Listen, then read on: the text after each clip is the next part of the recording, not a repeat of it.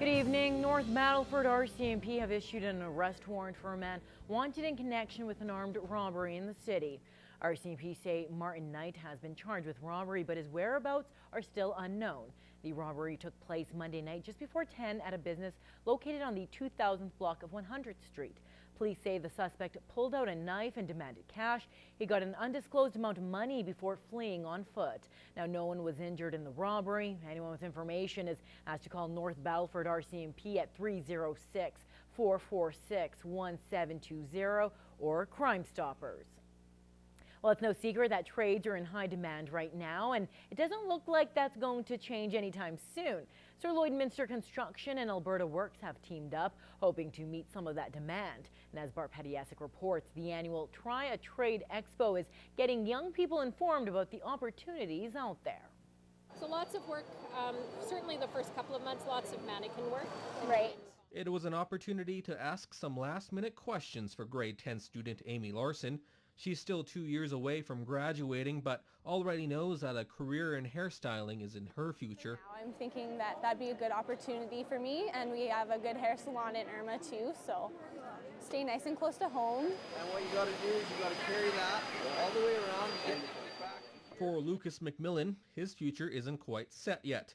Currently undecided, he says the expo is opening his eyes to the opportunities out there.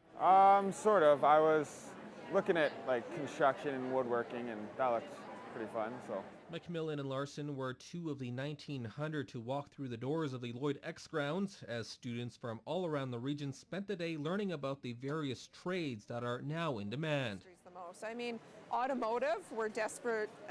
We need people in automotive, pipe fitting, mechanical yet, electrical, almost any of the trades that you could name. We are looking for people in those trades.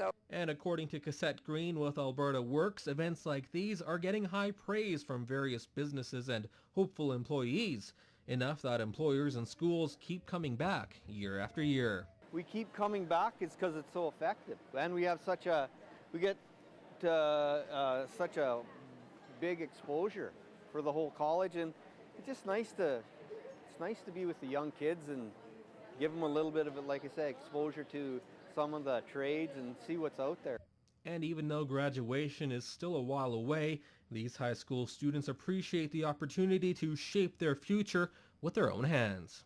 looking forward to just get out of high school and get into the workforce. I think it's great. I think it helps a lot of kids decide maybe what they're going to do for their future, or just gives them a taste of what they could do.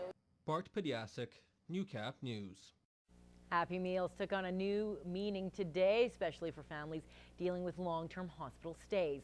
Last year, McHappy Day raised more than $8 million for Ronald McDonald Houses and other charities across the country. And as Annika Notveit reports, here in the city, the local restaurants were extra busy for the big day. They helped me a lot to grow, for all these things. For Juliet Matteo, the Ronald McDonald House in Saskatoon holds a special place in her heart. It was home away from home while doctors took care of her newborn baby boy, Prince. Last year, March, I gave birth to my son, and he had a problem in his head, so he need to go to the hospital, and then in Saskatoon. Without finding the cause of the lump, they made many visits to the hospital in the past year. It's nice to be there because, everything in there, it's like a hotel.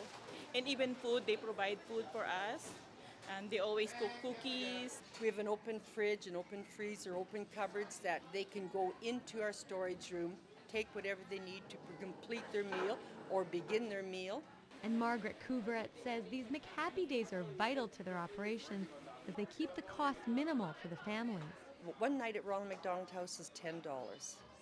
Doesn't matter what your financial status is in life, it's $10 a night. Some families stay for 1 night, 3 months, or even 6. And she says they had 15 families from Lloydminster last year. Because when they come and Edmonton might be filled, the pediatric ward or neonatal clinic, they'll ship them to Saskatoon, or there's specialties in Saskatoon that they end up coming to us. You have a nice day. And with a hospital visit coming up for Prince in the summer, Juliet doesn't worry. she knows she has a comfortable place to stay and relax. It's not just a house, you know, it's like a home for everybody. More than $20,000 was raised locally for Ronald McDonald houses in Edmonton and Saskatoon last year. And this year, with one more McDonald's location here in this city, there's potential for so many more families to be helped. Anna Canopate, Newcap News.